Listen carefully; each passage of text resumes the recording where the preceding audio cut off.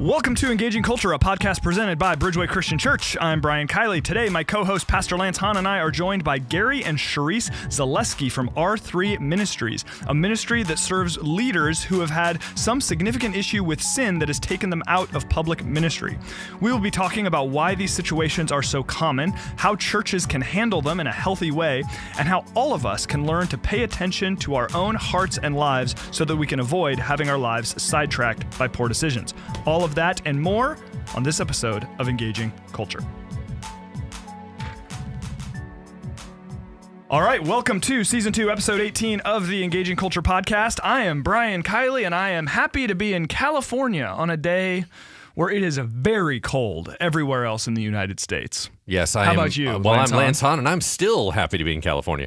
I think the whole idea that God would shine upon one state so much more than everyone else, that's fantastic. And as long as I'm there, that's cool. Hey, well said. All right. Well, we are very excited for our conversation today. We are joined by Gary and Charisse Zaleski. Thank you to both of you for coming on the show today. It's great to be here and to be able to share some of the stuff. We're praying that more healing will happen than we can begin to imagine. Amen. It's exciting, and it's exciting to be in California while we share it. Yes. So, thank you. Amen. Yes, Amen. yeah. None of this negative stuff on the thermometer. I don't even know what that means, but Below something. Yeah, I just okay. Yeah. I don't. Here's what's funny. Just recently, my wife's like, "Oh my gosh, let's put the sweater on the dog."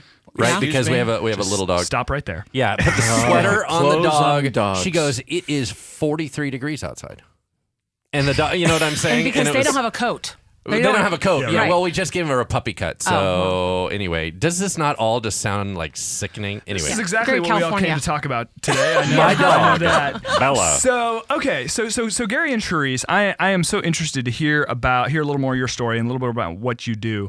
So you have your ministry, R3 Ministries. Tell us a little bit about what R3 does. Maybe we'll start with you, Charisse.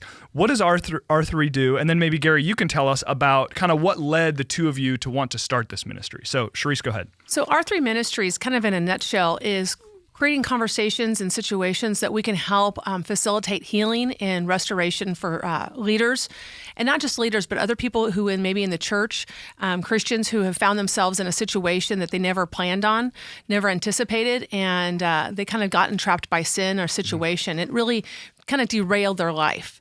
So that's really what we want to come along and just help them so they don't feel that they have to leave the church body. So that they and walking them through some sort of process of, okay, I've done something or Right. something has happened. Now what do I do? Right. And I think because a lot of these situations that we find ourselves in, the enemy really entraps people with so much shame that they can't even go get a conversation. They can't talk about a situation. And so because the shame is so entrapping, they stay isolated and they remove themselves from the church body and the church family in Christ, the very place that they need to go to get healing. But then again, sometimes the church isn't always so great about bringing healing to those who've disappointed us. Yeah, man, boy, I've got about 18 follow-up questions for that. We're going to talk about that in a minute. That's really good. Gary, would love to hear a little bit about why. What led the two of you to want to start this particular ministry? Well, what led to this was our personal failure. In 1989, I was actually traveling as a youth evangelist all over the country. I was doing high school assemblies and then evangelistic meetings at night, teaching at a Bible college in Minneapolis, and had at one time the largest youth major in the country for youth pastors. So at that time, if you were going to be in ministry, I was probably at the highest level you could imagine, doing every youth conference, every youth retreat, pastor leadership, also did the first Hillsong over in Australia. And so anybody that would look at me on that stage would never guess what was going on inside of me. That's the bigger issue. The stage becomes bigger than the person. And so in 1989, I was traveling, had never really had any kind of failure at that point, not perfect, but definitely not what I was entering into.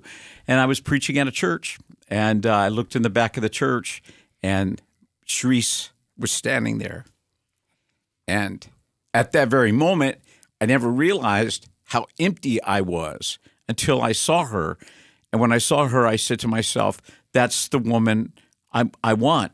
Unfortunately, I was married and had 2 small children. And so I was in this incredible moment where I was going, I don't care about anything or anybody. I just want her. I want that woman. And there was no logic to it. It was pure emptiness inside. And I never felt at that moment I had anybody that I could go to with the issue that I had, because everything was at stake. If I was to actually follow through and tell anybody, what would end up happening? And so in that isolation, I began to pursue the relationship. And to keep it really short, because it is a very long story, Sharice and I ended up together for one weekend. And to let you know, we didn't have a moral failure. We didn't make a mistake. It wasn't a speed bump. Sometimes you got to call it for what it is. We committed adultery. And when you call it for what it is, at that moment, God can begin to heal you. Because we tell people all the time that the Lord can deal with your honesty. He cannot deal with your piety. You can't continue to make it look prettier than what it really is. Call it for what it is. God can deal with that. And so in 1989, we committed adultery, and we've been on a 30-year rescue mission because the Lord restored our hearts and our lives over the years. And now we're at a place where we feel very strongly there's an epidemic of failure going on within the hearts of not just church leaders, but people that need a place. And we feel like we're the safe place because, hey, man, you can't go any further than we did. I mean, we broke the heart of the Father, but we've been restored, and that's our message. Just jumping over real quick. So, Sharice, you're in the back of the place, right? So you had your own walk with God, or no? Yeah? Right. I had been a young woman church leader. I had gotten a state scholarship for, exemplary Christian woman of the year, and I was in pursuit of full-time ministry, and I was working in ministry. And I came from a broken home. I'm a first-generation Christian, came from a home of violence and abuse. And so while I had been saved for many years in leadership, there was still some residue in my life, some things unhealed. And my youth pastor, who was really just a solid place for me, had moved away to Africa. And so I didn't really have my base any longer. And at that time, Gary came in, and I really didn't. I did not anticipate it. I wasn't looking for it. I had been in a relationship on and off for 3 years, but had also left me rather empty. So it kind of became that perfect storm of two people who love God more than anything, but having a lot of residue hurt inside of them, and allowing a friendship to develop that should have never developed. Yeah. So then, Lance, coming over to you, you've obviously been in church leadership for a long time, and with that have had to walk through a number of situations with other leaders, both here and I'm sure other places, where you've had to walk through some pretty significant, I guess, call it what it is, sort of failures or situations where people had to be removed from ministry. Talk a little bit about your experience with that. Yeah. So, I mean, if you add in the 21 years I've been here and then add in the 4-year ministry before that, we're going on, my math is bad, but I think that's 25. Yeah. But 25 years of senior leadership. And in that time, I've had to walk through this a lot. Right. And I don't have anyone that I work with that I don't love. You understand what I'm... So, thanks, man. Okay, that's not true. Yeah. There may be one exception. Right, yeah. Get a compliment where you can get it, right? Totally. Good job, Pastor Brian. Thanks for jumping in there. So for me, all this is personal, right? Because it's not just like, I had to work with somebody at work.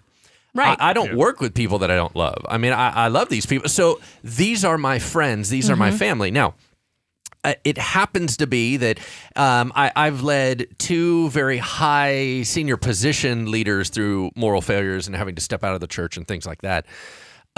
Those 2 happen to not just be friends of mine, but they happen to be very, very close friends of mine. Right. So they were heavily in my orbit. So that was very personal. Sure. And then, of course, staff members, right? So I've had a number of those. You do the restoration covenant, and you're trying to work with this, and then this falls apart, and then this person leaves. And once again, you can't completely go into all of that for confidentiality reasons with the rest of the staff, and it's very, very messy. So I've actually, unfortunately, walked through this quite a bit. Yeah, so you've seen it. And of course, I mean, anybody who's paying attention to the news or is sort of up on what's going on in church world, I mean, sadly, these sorts of situations are very common. I mean, Right. high-profile Yes. national leaders, and certainly plenty having to do with inappropriate relationships and adultery and things of that nature. Abuses of power are common. I mean, heck, a guy who wrote a book, literally the title was Humility, got forced out of his organization because he was a jerk. It's like Right. these sorts of things happen. And even, gosh, I remember this was in a teaching here at Bridgeway a while back. I made reference to, there's a high profile situation going on where a pastor had to step down. And I was referring to one instance, and I actually got an email from someone in our congregation saying, you must be referring to such and such thing. And she's telling me this whole Right. situation. And she's saying how she used to be involved in the ministry and doesn't know what to do. And, I know, I don't know how you knew about this, but you shared about it. And I'm going, like, I've never even heard of that situation. Right. Yeah, That wasn't wasn't even it. aware. And it's terrible. Right. So all of that to say, for every one story that makes the news, unfortunately, there's 100 that don't. And I say unfortunately just to say it's so Pervasive. prevalent. Yeah, right? yeah, yeah. It's all over the place. One thing I just want to add to that, and that is, whether we're talking about the recent thing with Bill Hybels or we're talking about the Ted Haggard in Colorado. Yeah. See, I grew up in my years of ministry leadership were kind of late 80s, early 90s. Right.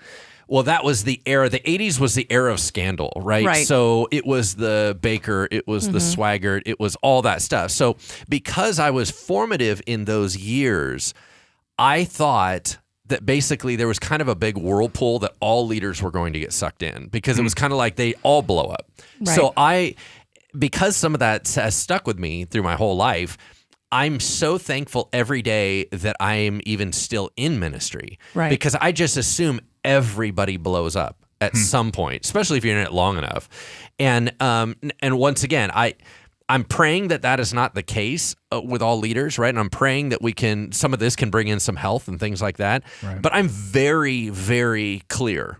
You give me one good day and I will lose everything that God has given me. So there's no arrogance here. There's no pride here. It is a matter of I'm literally paranoid going, am I next? You know what I mean? Right. And I think that's a healthy paranoia, and in the sense Yeah. that it keeps us cognitive and it keeps us aware. It keeps us alert to things that might kind of creep into our hearts, right?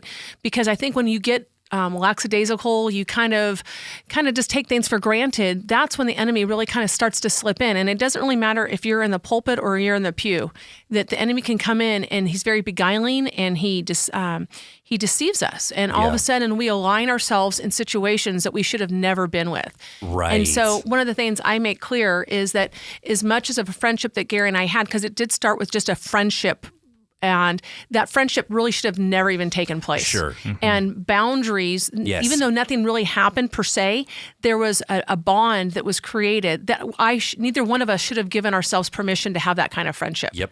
And once that road happens, the enemy can take into another road. And I think we do that in many ways. But if you're on guard and you don't take it for granted, you start putting things into place, not out of legalism, but out of wisdom. Yeah. Oh, that's so good. Yeah, no, that's really, and legalism and wisdom can sometimes look the same on the outside, but Right. the motivation is entirely different. Totally. That you're not, I'm not going to, I'm not going to be open and honest with my life out of some sense of, I have to, or religious duty, but out of just to realize like, junk grows in the darkness and it shrinks in the light. So I want to live in the light because there's just wisdom in that, right? Yeah. And I think, so just to even keep that in mind of the idea of, like what you're saying, Lance, and I love what you said. I had that phrase in my head right before you said it, the idea of like a healthy paranoia to say kind of, but for the grace of God go I. Yeah, totally. And I'm not going to sit here and say, these things that everybody else around me has done, those aren't going to ever affect me. I think there are a lot of people probably that you guys would interact with in the ministry you're doing who would be in that club that would say, this is never going to happen to me, right? Well, yeah, I think that as we look at the subject that's going on, the word that I keep coming up with that in my own heart was intimacy and the lack of intimacy. And it's going to sound almost superficial, but it really isn't. when there's no intimacy with the Father, when there's not a daily intimacy, I'm not talking about quiet time, I'm not talking about just a devotional time, but when there's a longing to be just with Him and He's enough, not to get a sermon, not to do anything but to long for Him. When there's a lack of intimacy with the Father, then intimacy begins to take on a really weird look other directions. And so much of what people go through is this feeling of emptiness, but they don't know who to tell. They don't know who to go to. They might have even, quote unquote, confessed in the past, and somebody took total, complete advantage of them. And so what happens is we have people who have lack of intimacy with the Father. That begins to become lack of intimacy with their wife or with their husband, maybe with other people where there's a real relationship. They become isolated. They become insulated, but they're still leading worship on Sunday morning. Right, absolutely. That's the scary part, is that we don't see the hidden place. And what's interesting, that we're supposed to be, there's a hidden place in us for the Father. It's an intimacy. There's a secret place for the Father. The secret place now has become a place where we breed sin, all kinds of perversions. In the place that was supposed to be for the Father now has become for so many other things. So we've got to be able to get transparent. Yeah. And someplace, transparency's got to take a higher priority somewhere where people can actually feel they can be. Yeah, it's huge. Yeah, that's good. Yeah. So you talk about intimacy with the Father, obviously is critical, and the idea of sort of integrity and openness in the way that you live your life, also important. What are some other, when we talk about why do these sorts of moral failures happen? And to be clear, I mean, I think we've talked about failures in relationships and everything else, but a moral failure can be financial. It can be some sort of business dealing. It can be just that you're really mean and nasty, or you're projecting one personality out in public, but then you're a jerk behind closed door. These sorts of, we want to be clear that this can span Right. the gamut. Totally. I mean, if you take your pick. If you think it, you can probably cause some sort of moral failure in some area of life. So, but you've given us kind of two ways that these sorts of failures reasons these failures tend to happen. What are some other reasons these kinds of leadership failures happen? Lance, why don't we start with you, and then Charisse and Gary, you guys can maybe add to the list further. Yeah, I think that the first thing I want to say is that when you see a public leader go down, there's an automatic assumption that they were all living a lie and that they were bad guys. They were trying to do the smoke screen. I'm a hypocrite. I don't really believe all that stuff. I'm just doing it for money. That is, I mean, man, it's like, to me, it feels like 95 to 99% are not that. It's that they're regular people, and that there's a lack of health under there, and there's a missing void of the Father. And I mean, you know what I'm saying? And so Totally. this is just real people. Yes. So a couple things that I was in preparation for this, just kind of jotting down, right? So it is this idea, how can someone be so fired up for the Lord and yet really struggle so much internally? Now I can tell you this from personal experience, right? Because I'm pretty public, right? Pretty well known. So this whole idea, Very humble about it, though. Yes. yeah, no, not that way. It's funny. I was thinking the same thing. I know. We all four know this you. guy. Wow. Congratulations, Lance. Wow. Okay. So my mom knows who I am. My wife knows who I am. Anyway, but my point is, I know very well this idea that someone would see one thing and that I'm this regular guy, right? And that I'm going, oh, every day I can see where this can fall apart. So the things that I was thinking about was the internal-external schism, right? Right. That there is a very difference between what people observe and what's going on the inside, right? So that's always happening. Even to your own reality, that you have to have a public persona, not in a negative way. I love the idea of transparency. That's one of our core values here at this church. So I talk about the fact I have panic disorder from the stage and all these things. Like, I'm super open about everything that's a weakness, if it's appropriate. So sometimes it's not appropriate in a public setting. So what happens is you have a difference no matter what context you're in. You can share different things. There's certain things I'll share with my wife only. There's certain things I will share with buddies. There's certain things I'll share with the congregation. There's certain things I'll share with the public. Not everybody can handle everything or has the context for it. So you're still living a different type of life. So, for example, if you're at work, you kind of have this suit and tie on, maybe if you're in the corporate world, and you're trying to work according to what the atmosphere is there. When you come home, you're not that same person. Right. So you always have those. The problem with it is when you start having some severe compartmentalization, right? I am this here, I am not that here. I am a Christian here, I'm not a Christian here. I am a loving man here, I'm a mean man online. You know what I'm saying? Like these types of things. And then you're dealing with broken people. Okay, so no matter what leader they are, I mean, we can talk about Saul and David and all these kings. They're real guys. Right. You know, we're tracking through a series in the Book of Kings in church, and we're just talking about how complicated they all are. Yep. And these are real people, right? You want to put them up, and try to think of them in a different way. They're just people. But the number one thing that we were kind of chatting about before we got on air was this idea of holiness fatigue. And this is for a Christian leader. Now, understand, there are moral failings. I mean, the whole Harvey Weinstein thing. Right. I mean, that's not in the Christian context. Right. That is a moral failure in the eyes of the public secular world, which is a trip, right? Because they have a lot of movement when it comes to morality. Right. But he crossed some line. Big time. And they went, you're out.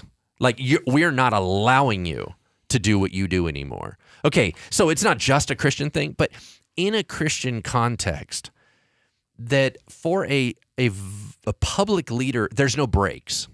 No. So like everyone else, if you're going through your life and you work at, Google or Amazon or whatever, and you go through a time when you're doubting your faith and you're struggling and everything, you just kind of go through that. For a public Christian leader, there's no break. You don't just go, I'm out for a little while. So there is no, and a human being has to go through those undulations, those ups and downs. There's nowhere to do that. Right. Yeah. You have to go internal and deal with your stuff internally, because you can't it's unrealistic to assume that you're never going to have these. So when you get exhausted from being on, exhausted from doing everything right, exhausted, I call that, obviously, holiness fatigue. Holiness fatigue. There it is. What else have the two of you seen in leaders you've worked with? Well, I just want to jump on that real quick, if Yeah, that's okay. please. So one of the things that I think, though, is that, when we talk about Harvey Weinstein, the world even kind of shudders, right? But I think what's happened is the conversation, those things have been going on as a woman, right? Those things have been going on forever, right? Absolutely. I can recount some of my experiences as a young woman, but we didn't have a context to be safe to talk about it. So now really talking about like the fact that you're open, like if you go from the pulpit and you say, anxiety disorder or anxiety issues, it's the willingness to be honest and the willingness to put our stuff out there and be honest and say, Jesus, the Lord loves me as I am, where I am. Yeah. But I think in past situations, that conversation has not been safe. So we do create this persona because that's what's expected of us. And if we don't live up to that persona, there'll be very intense ramifications, right? And if you're a public minister, your world, it's our friendships, it's our employment, it's our identity, it's everything. And so we're just trying to create a conversation where these things can come forth and you can be loved on, right? And so I tell people that when they're going through their stuff, when I have a woman or a Christian woman tell me that she has a prescription addiction or that she had an abortion earlier in life, that I can hold the bucket while she vomits. Yep, right? that's it. Yeah, and that's I good. think in the past, we get really offended with people with their stuff. Yep. And so when we're so offended, right, then people are not going to even, and that's why one reason Gary and I are really clear about not saying that we had a moral failure. Not that I really walk around on like Laverne and Shirley with the big L, like I walk around with my A, like the scarlet, like, hey, this is my letter A. It's that I want to take away, shame it. I want to take the enemy's power away from that because that was a moment in my life, but it's not the identity of my life. Right. Yeah. And I think for many of us, we get caught up in that. But the world and our friends and other people don't let us. No. But we have to walk in who Christ is in our healing. Yeah, and that shame spiral. Right. And we hold on to that, and the world holds our friends in our circle. So It's pretty crazy, too, this whole idea of restoration, because it's been going on forever. Sometimes you have a restoration program. It's a 2-year program, or it's a 1-year program, or it's this or that. And it's this broad brush of restoration. And that's not what it's about. Restoration is about restoring your relationship back to the Lord. And yet the carrot, I hate to say it many times, is that we're going to restore you back to the ministry. It's your job. And that's ridiculous. You're going to be restored back to maybe the very thing that caused it in the first place, because ministry simply means to meet a need. That's what the word ministry means. The problem is we're meeting the bride's need, but we're not meeting the bridegroom's need. Yeah. We're not exalting the Lord in that private time in our life. And I know that because there's a lot of secrets that go on inside of us while our hands are raised to heaven in worship. We've got all this dialogue going on. And so one of the things that Charisse and I explain to people is we're not talking about cheap grace here, Lance. We're not talking about a slap on the wrist and you're back in the ministry. Right. Hallelujah. That's not what this is about. This is about going back and restoring the real heart that you broke, which was the Father's heart. Yeah. We've spent 30 years. I never went back, necessarily restored back into the ministry. I've been a corporate speaker now for many, many years. Yes, do I have opportunities to minister? Absolutely. But I never said, Lord, let me go back full time into the ministry, because that's what this is all about. It's being restored back to the heart of the Father. And once you realize that, you become a restorer. Because the only people we don't minister to are the people that we have difficulty with. See, anybody can be restored as long as it's not personal. Right. As long as you didn't offend me, we're all good, man. You can be restored. But if what you did offends me, then there's some hoops you're going to have to jump before I really believe you're restored. Yeah, so true. Yeah, no, that's absolutely right. It's fun. I mean, it's sort of like the idea like we're all totally pro forgiveness in theory. Oh yeah, but actually forgiving someone is a drag. Exactly. I am very pro generosity in theory, but that means I have to give. Wait a second. Yeah, it's true. And all the things you're talking about really do make it very personal. The idea of, I need to learn forgiveness, or we're all very pro confession for other people. For everybody else, right. I'm willing to show you some grace. Just don't make me say anything that's going to require me to need some grace from you, right? But I think it's interesting in listening to all of your comments as we look at both the Christian world and the secular world. There's just not a lot of language for restoration. Right. There's either we want to brush over circumstances as if they're not happen, or as if they didn't happen, or maybe the perpetrator was someone who was powerful and was able to pull strings, or whatever the case may be, or we want to go like completely the other direction towards complete shaming, shunning, punish, whatever, so that this person is now blacklisted from doing anything positive ever in their lives. There it is. Yep. And we don't, and it speaks to, I think, the power and sort of the genius behind God's call to forgive and God's call to seek grace and restoration, to see that's just something that goes beyond where a lot of conversations I feel like in society and in the church go right now. Absolutely. But it's a critically important part of all of this, isn't it? Absolutely. We're actually creating a place. Yeah. Therese calls it a destination location. And we're in the process of this happening right now. Well, yeah, in Morro Bay, California, we're trying to create a location, restoration destination. Oh, sorry, honey. Yeah, get it right, please. If you're going to refer to me and quote me. But, is that I submit, woman. Thank you. I was trying to create a location for that restoration so that there's a space that those people can get their healing and get that quiet space and let them hear the voice of God again, and maybe hold their spouse's hand for the first time in a long time so they can hold the hand of the Father. Yeah. But I think what you were just saying, and I think what you were referring to, Brian, is that I call that we have a tendency as humans to either sanitize sin or dramatize sin. Yeah, totally. Right? So when we do is we sanitize it. And that's why I'm really clear about not calling things a moral failure. If it's embezzled, you embezzled, right? If you did this, then you just call it for what it is, right? So we can move forward in honesty. But so either we tend to sanitize it or we dramatize it. I like how I can speak well. Because what we do is like, oh, well, I someone who maybe had smoked marijuana or pot, whatever, but all of a sudden they become this heroin addict and they had to go into rehab. Right. Like their story becomes this dramatic. I don't think the Lord needs our help in creating a testimony. No.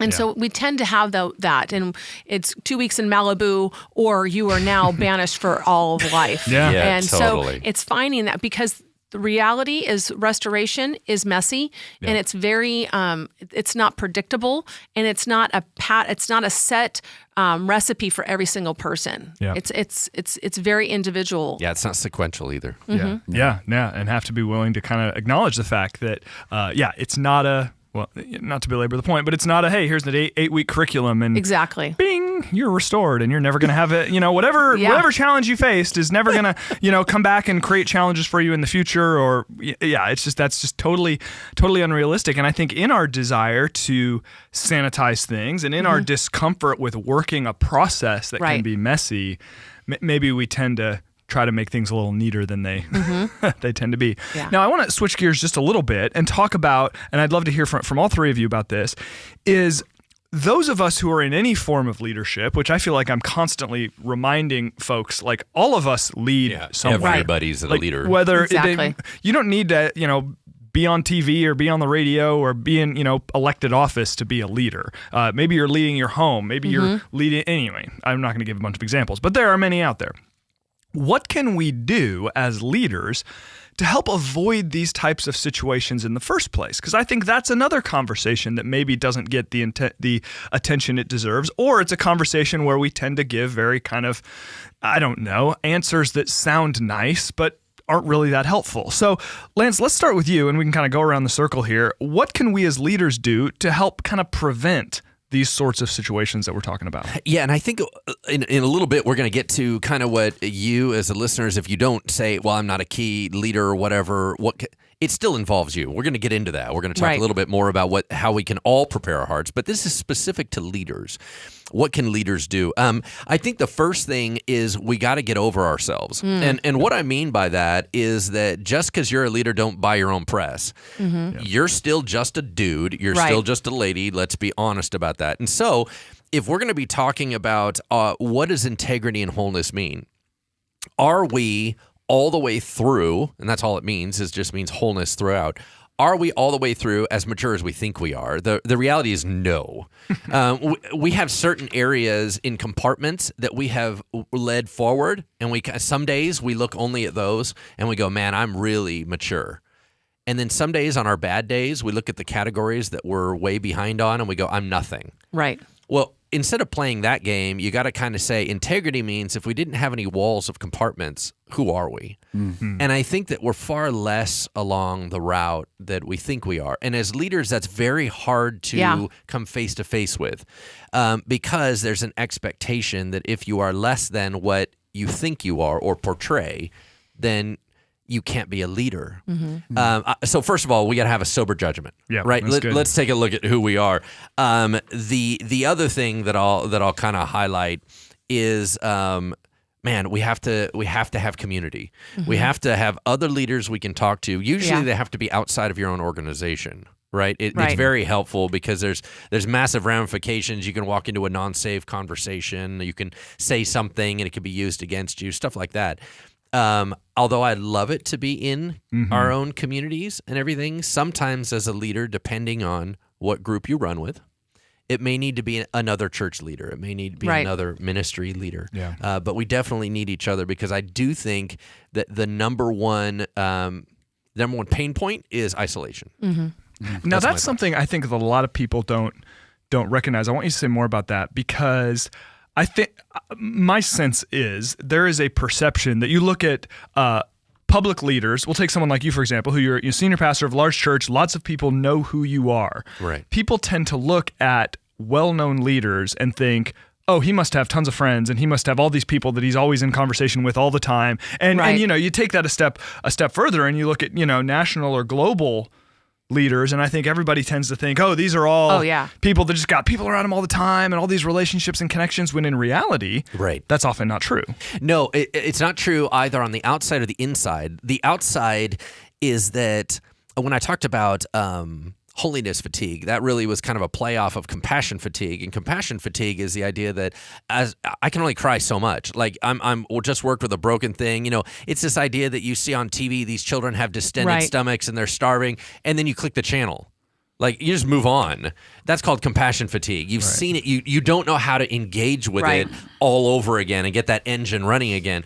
Well, leaders are dealing with problems so fast that they're exhausted, and so people represent more challenges. Right. So they pull back from them externally. They start going, listen, I can't be around the extra grace required person at church. I can't be around the little joy sucker that's following me. I can't be around people that are going to come up and they're going to challenge me again. They're going Right. to challenge me again. So you physically pull back. I am on paper and by design of God, I'm an extrovert. I'm super extrovert. I recharge with people Right. until about the last 6 years, 7 years. I've completely turned into an introvert. I go home and I just want to be by myself. I don't want to hang with it. I'm too beat up and wiped out from some things that have happened in the past couple years. And as much as I love people, they still represent a possibility of more problems. And I don't have any more space. Right. And so I keep withdrawing. Well, internally, that's even more the case for a lot of people, which is, once again, going secret, isolating out, walling off, not creating deeper relationships. All of that is true. Yeah. How about you guys? What else? What other advice, recommendation, or even what have you seen in those who have been able to kind of maintain health or have experienced restoration and then maintained health, just to avoid the sorts of wide-ranging issues and challenges that we're talking about? Well, I think everything is biblical. There's a biblical example for everything. And what we try to do, Sharice and I try to do, is really stay as biblically centered as possible in everything. I think there's two big things that go on here. Number one, I think that we get more caught up in our gifts, talents, and abilities than we do in the fruit of the Spirit. Yeah. Now, I know that just sounds silly, la. But really, the fruit of the Spirit is character. That's what character really is. The gifts, talents, and abilities, you know what? Anybody can flow in gifts, talents, and abilities, whether your life is on track or not. It's not Samson. What's that? Samson. That's a good Yes. example. So it's but that's all public. Gifts, talents, and abilities is what the public sees. Yep. Satan wants to increase many times our reputation, but by at the same time destroy our character. Because if our character is destroyed, no matter what kind of reputation, after a while, character is going to be revealed. Yeah. Even Jesus got away. Even he walked away from the crowds. I tell people all the time, if you can't walk away from the stage, from the crowd, if you can't walk away from your giftedness, something's wrong. It could be addiction. Maybe you're addicted to your giftedness. Who knows? But you got to be willing to what? Walk away, get away. And we tell people you got to vacate. Vacation means to what? Vacate. People take a vacation, but they take everything with them on their vacation. So there's no vacate. Recreation means to what? Recreate. Yeah. And so what happens is the two things that many times leaders, quote unquote, people need the most, they simply are not doing. And the second thing is be careful who you're with. Be careful who you're hanging with, man. Yeah. Look around, find out the conversation. If everybody's coming to you about others, maybe it's because you're going to others about others, you know? And Lance, I totally relate to where you are right now because I come across many times as this extrovert. And my wife says this all the time. She goes, you're really good in front of people. Sometimes you're not real good with them. That's a huge thing. Yeah, and that's because different. put me on stage, I'm a rock star because I'm in control. But doing networking afterwards, nah, I'm not that good. So we need to get out of that isolation. We're not with everybody, but we need to find those key individuals that we can connect with. Yeah. Sharice, how about you? What would you add to that? I just want to kind of jump on what Lance said. I think being really sober-minded and about who we really are, right? And not just how people perceive us. And we have to be really careful about not buying the press, buying our own press that, oh, everybody says this about you. And all of a sudden, then now you have this expectation that you're trying to live up to. And the reality is that nobody can. Nobody can live up to the expectations of the crowd. Yep. So really keeping very sober-minded and being really intentional of fighting that. And I think I always kind of go back to when Moses was going up. He was up on the hill, but, and they got tired of waiting. They're like, you know what? We're going to create our own golden calf, right? None of us were created to receive worship. And so that idol worship, when we start receiving people's praise, and it changes us. Yeah. And so we have to be really cognitive of saying, hey, that's really not, I'm not as great as you think I am. Yeah. Right.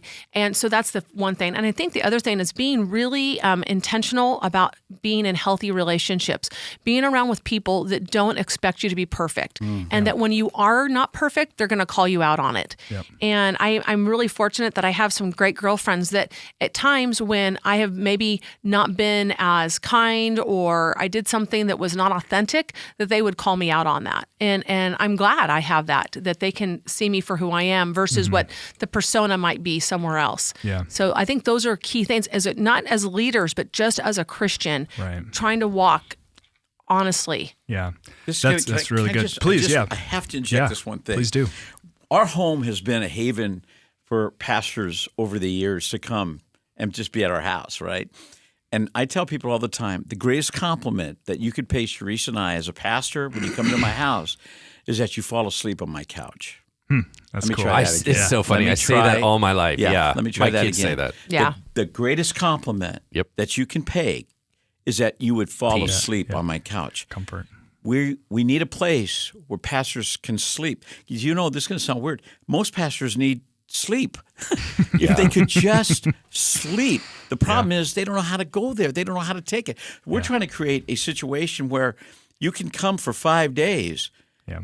and maybe you're just going to sleep. That's all you need. Yeah. So I think there's a tiredness because Satan's yeah. lies seem real when you're tired. Tired is not a good thing, man. Yeah. So anyway, I wanted to throw that in. Not a So, recipe for great if you decision guys ever want to making. come over, we got a couch for you. Okay? Yeah. You can Right sit- on. Good to know. I will pay you a compliment by falling asleep on your couch.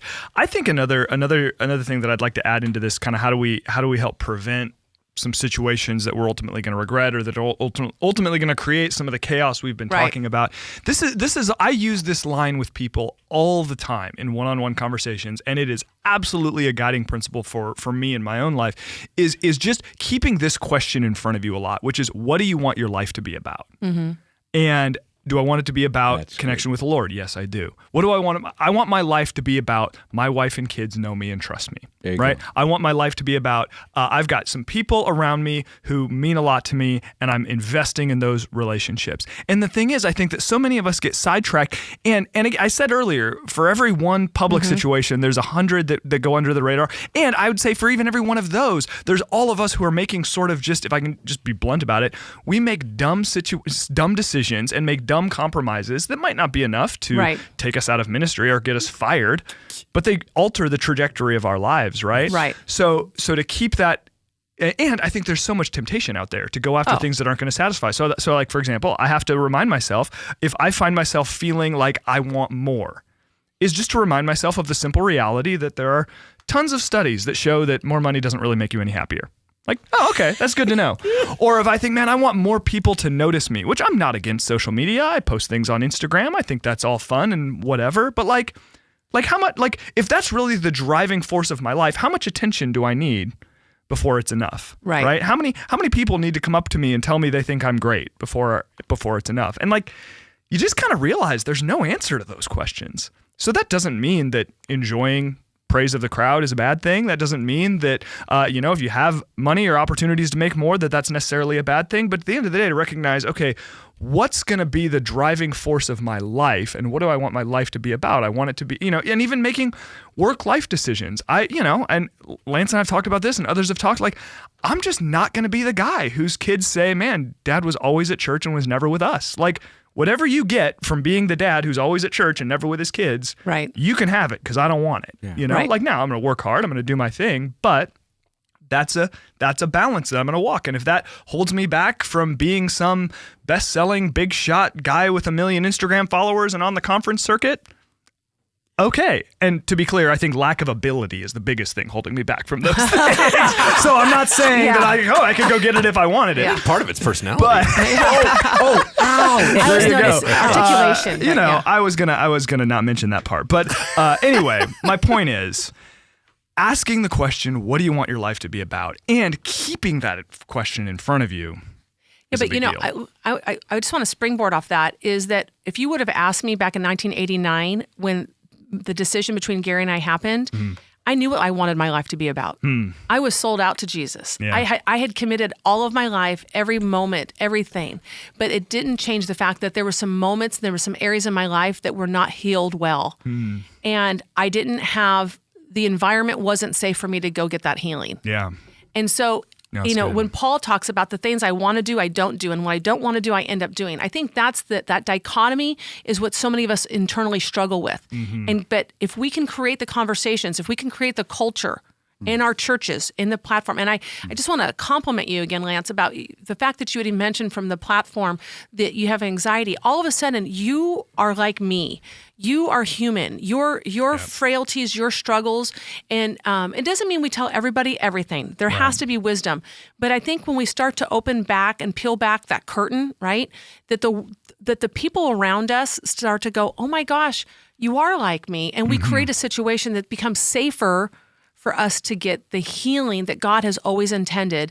But our fears, which we know the enemy is the author of fear, keeps us from. Yeah. So I understand what you're saying, but I had that, and yet I still made a wrong choice. And I think that's an important point to say that maybe that's part of it, but it's not the whole thing. That you're right. You got to have space to process. And where do you go when you find yourself in that I do, like Paul said in Romans 7, like you got to have some place to go. Right. And I think to something, I forget if this was off air or at the beginning of the episode, but you talked about the idea that in the church, there's just often not a lot of places you go with that conversation. And then, as we've said throughout the episode, isolation is at the core of a lot of this, and that's where kind of the enemy gets after us. I want to say this. It was a really sad moment in my life when Gary and I did have the affair. We owned it immediately, not to make us anything great, right? But at the time, Gary was a renowned preacher, speaker, evangelist. And we had several people contact him and say, we're going to get you a place of help. We're going to get you the help you need. And ironically, Gary had said, well, that's great. I need help. I need to get restored. But the girl that I've, gotten involved with, she needs to be restored as well. She doesn't need to go to the same city. Don't even put her in the same state. But we need to get her help as well. And over again, this is a sad thing. They said, we will help you, but we will not help the girl. And at that moment, the church, they wanted to scandalize the girl, the woman, right? And I'm not on the woman's issue thing. I'm just saying that we need to look at the totality of how we're willing to help people and not, shame them and bring them. Because at that moment, well, you're on your own, kid. Yeah. And that's absolutely. Yeah. You're 100% right that has to be, we have to look at the approach that's taken to everybody involved and not just one or the other, or anyway, there's a whole realm of care that needs to happen there. Now, Lance, I want to move on to a different, kind of another related subject is, people, tons of stories. We were talking about this earlier this morning of different people who have been so affected by a leader's fall or a leader's failure in a way that is really, in some cases, devastated or really negatively impacted even just their walk with the Lord. How do we protect ourselves from being impacted in that way if leaders we know and trust fail? What do we do with that? I kind of sum it up in that question, right? Can a leader's fall hijack your Christianity, right? And why is that? And what he was referring to is all my ministry, I've had people come up and go, you know what? I used to be on fire for the Lord as a 17-year-old. Then my youth leader had a moral failure, and I've never been back to church since. Right. They bailed on me. They failed on me. My pastor did this. The church collapsed. I'm no longer a Christian. Why in the world is some human's interaction deciding whether or not you walk with Jesus. Right. You understand what I'm saying? Like something's seriously wrong here. So here's a couple pieces I wrote down. First of all, we have a pedestal problem, right? We are putting people up as if they are superheroes. Right. They are not superheroes. It is nice to have role models. It is nice to have people that you look at and go, man, I'd love to do more of that, or that's awesome, or they're super. We're allowed to go, Michael Jordan is legit. LeBron James is amazing in basketball. But when you start saying they are a bit of a god, Right. you go, whoa, whoa, whoa, you completely went out, right? Well, we do the same thing with leaders. It's Right. like, even in Scripture, they were talking about that. He said, some of you say, I follow Paul, I follow Apollos, and then some of you are like, no, I follow Christ, and you're being all fancy. Man, what are we talking about? We're just men. Stop with all that, right? So the pedestal thing is the first part. The second one is unrealistic expectations. Seeing leaders as human beings that need to go through human being stuff. Right. And not having an unrealistic expectation that just because God called them into the ministry, he somehow made them a superhero. That is incorrect. I think the third thing was, and this is very important to me, is a leader your source of truth? One of the big problems that we have is that we think that studying the Bible and everything else is so difficult, we wait for it to be shared or regurgitated through another leader, which is usually a pastor. When you're only hearing the Bible through the pastor, they become as the source of your truth. Right. When they fail, you go, everything failed. Stop. And I just wrote this down as I was prepping, and I just said, failure to operate in a truth does not change the truth. So, for example, if I have a moral failure, everything I have done and led and said is still legit. The fact that Right. I did not adhere to it or take my own advice, that I did not listen to the Holy Spirit, that I did not walk with Jesus, does not negate Right. the 25 years of ministry that I just led. That is all still legit. You can't just go, oh, well, since they screwed up, Right. all that they've done, and then they go, it washes away everything I've learned. I don't have any role models. Everything's you had made them something that they should not be. Exactly. If that is the case. So, Anyway, those are my thoughts there, Brian. Yeah, no, that's good. And the pedestal problem obviously is a big one, and I think just the recognition that leaders are human beings is an important one. And I talk about this in a class we do at Bridgeway. It's just sort of a side point, is it's something we will process with people. We like to take our baptism class as an opportunity to just go through some kind of basic stuff in terms of how do you grow in the Lord and things like that. And I always tell people, like, be careful not to put your faith in situations or people. That sometimes your life might be great, other times it might be lousy. The truth of who God is and his presence in your life, like, he's still there. And in the same way, people are gonna hurt you. Maybe in small ways, maybe in big ways. I tell people, like, listen, you hang around me enough, I'm gonna disappoint you. But at the end of the day, your faith is not in me. Your faith is not in a leader. Our faith is in Christ. And I'm real honest with people. I say, listen, if I was a Christian because of, hey, I feel like every Christian in the world represents themselves in a way that, like, I feel like is appropriate all the time, like, I would have bailed a long time ago. Right. But our faith isn't in people, right? Gary, go ahead. I think some people are in an exit mode. And I think some people are in an entrance mode.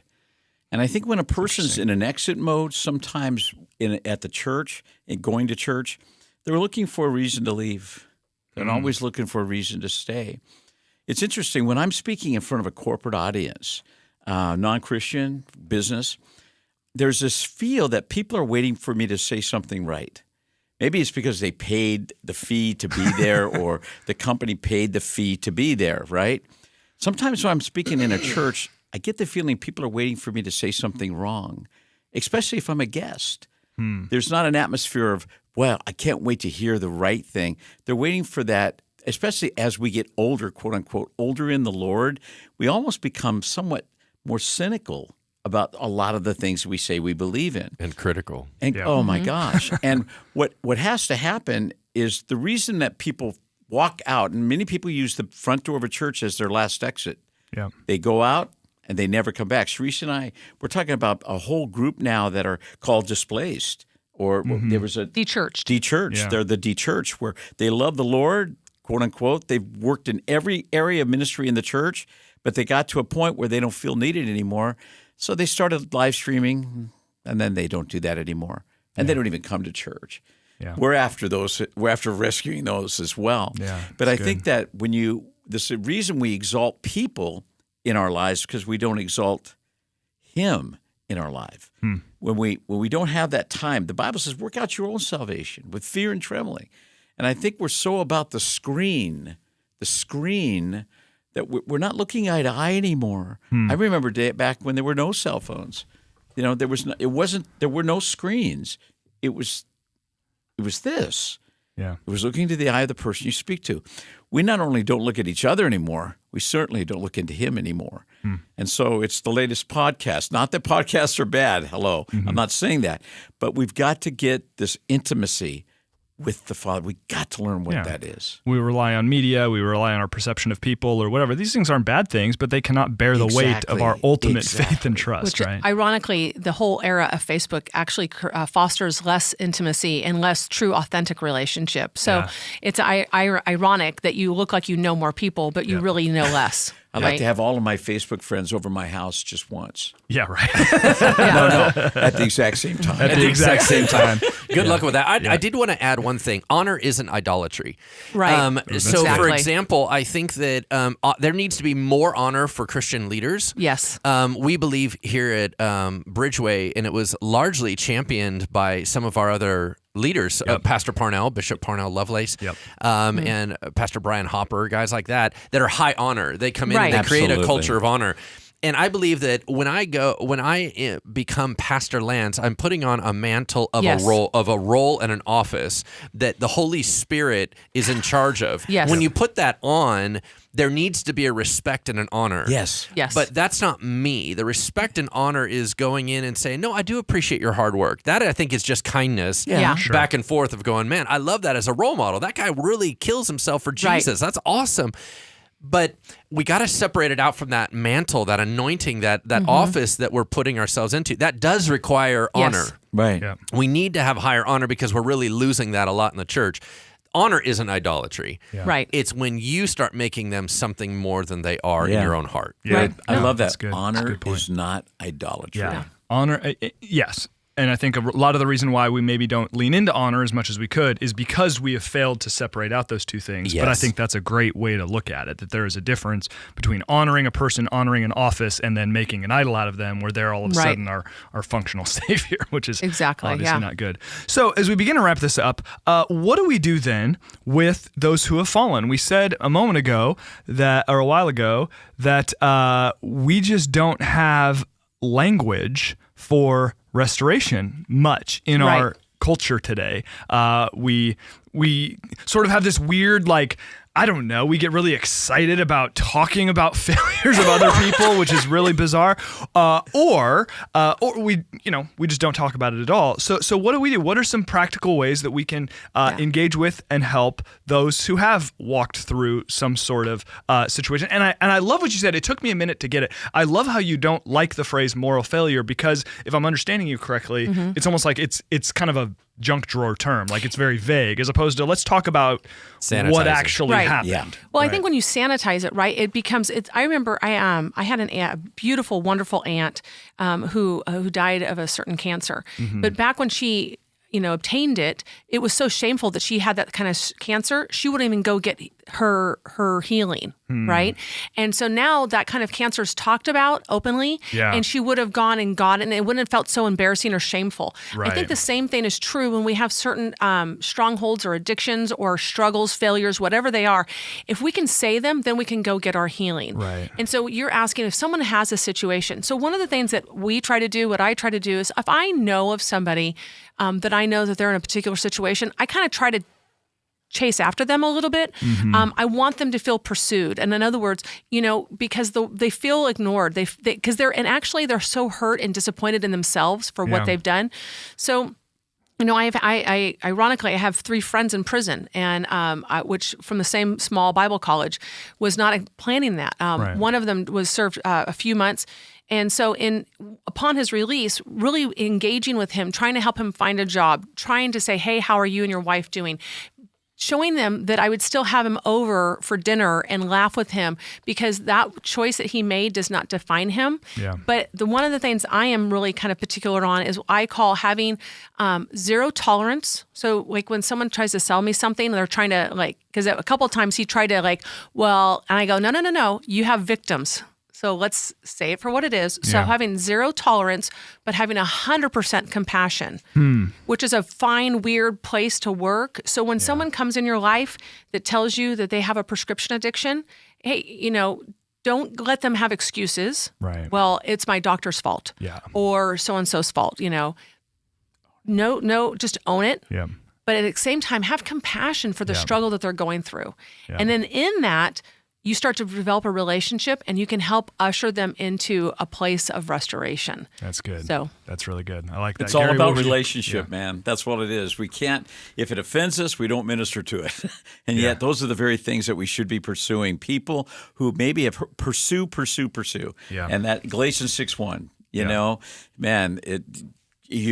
go pursue, go after them, make Yeah. it happen. Yeah. That's what we do. We I pursue. love the idea of no tolerance but full compassion. And I think you're right that is something that seems sort of backwards at first blush, certainly societally. I Right. don't know that that's the way that we operate much, but it is a powerful and profound thing. And it's sort of at the root of forgiveness to say, we're actually not going to brush over this thing. We're going to name it. We're going to Right. call Yeah, it what it is. absolutely. And I'm not going to condemn you for it. Like you Exactly. are still welcome with me, and we're going to walk this process as opposed to the sanitize or dramaticize. There we go. I can't Right, say- yeah. none of us can say it, so it's all right. But it's I think it's dramatized. Dramatized, yes, Dramatized. There we go. Thanks, Thank Lance. you. Thank you, Pastor. So, Pastor, Reverend, Yes, sir. what would you add to this? How can we help those who have fallen? Yeah, two most important things is that if you are in a congregation where there is a leader that has fallen and you were not actively praying for them, you got culpability. Because a lot of times we do this pointing fingers thing. Right. The Bible's very clear. If you want things to go well for you, pray for your leaders. And so if we're not praying for our leaders and then we're just pointing fingers, something's seriously wrong with that. So the Bible says to bear one another's burdens. And part of that is if you want your church and your spirituality to continue to grow, you better be praying for your spiritual leaders because they're getting hammered and usually in ways that they're not expecting. Not Right. everybody has a high emotional awareness. Yeah. And so you'll go, it's just a friendship. And you don't understand that's where it sneaks in. Well, it's just this. It's just. Okay, Yeah. I get it. It's just going the wrong direction. That's all I'm telling you. There's a good just right there. There we Yeah. go.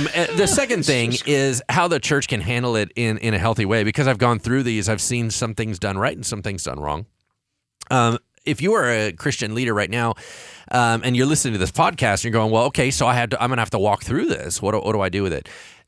Probably the hardest thing that you're going to balance is how to balance privacy, confidentiality, and embarrassment to the family, right? Which means Right. keep it quiet. With healthy notification to those impacted in the church. Yep. A lot of people are going, why would you even address it publicly? The Bible's methodology seems to suggest if it's a public sin, it's a public rebuke. If it's a private sin, there's no need to do a public rebuke. That doesn't make any sense. Right. So if you're going to bring it out, here's a couple guidelines for you. Timing matters. The longer you wait, the more damage is done. But if it's a fluid situation, be careful of jumping out too fast. Oh, and he's restored. Boom. Or, oh, they're gone. Oh, wait, now they're in the front row. That's awkward, right? So give it a little time, but not too much time. The other one is control the narrative. Whatever is said behind closed doors will leak. And it's not going to leak accurately. So control the narrative, minister to all those involved, those impacted, both sides. Right. And then finally, this is a phrase that popped in my head, thought it was legit. We got to lead with compassion and grace and follow with accountability and responsibility. So you always lead out with compassion and grace, which is the idea. And this is how anytime that somebody comes to me with sin, I don't have a judgmental bone in my body, man. Right. Whatever you're going to bring me, I'm going to go, if I was in your situation, I would have done the same thing. You know what I mean? Like Right. kind of like you give me the right scenario, I'm in. Give me a few minutes. We'll build a story. Yeah. We'll be fine. Yeah. So I don't have – you got to lead out with, man, I don't know the whole scenario, but I do know that you matter to me. Right.